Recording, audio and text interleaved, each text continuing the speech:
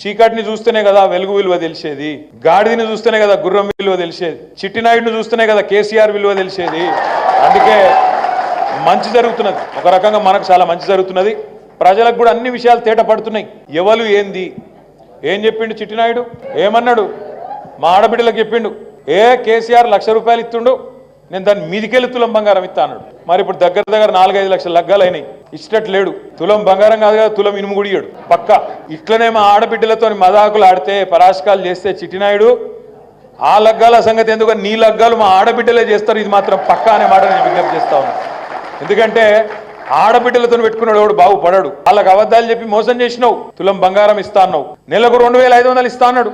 ముసలోళ్ళకు 4,000, అత్తకు 4,000, కోడలకు 2,500. మరి ఆడవే అత్తకు 4,000 దిక్కులేదు, కోడలకు 2,500 దిక్కులేదు. ఇంట్లో ఆడపిల్ల ఉంటే చదువుకునే ఆడపిల్ల స్కూటీ అన్నాడు, స్కూటీ లేదు, బంగారం లేదు, 2,500 లేదు, 4,000 లేదు, రైతు రుణమాఫీ లేదు, ఉత్త గ్యాస్, అది ఫ్రీ గ్యాస్ లేదు, మన లేదు, అంతా ఉత్త గ్యాసే. 90 లక్షల రేషన్ కార్డులు ఉంటేనట 25-30 లక్షలకి ఇచ్చి చేతులు దులుపుకొని ఫ్రీ గ్యాస్ లేదు, మన్ను లేదు. అంటే నేను ఎందుకు చెప్తున్నా అంటే ఒక్కటంటే ఒక్కటి ఇప్పటి వరకు ఈ 9.5-10 నెలల్లో పనికొచ్చే ఒక్క పని చేసిండ్రా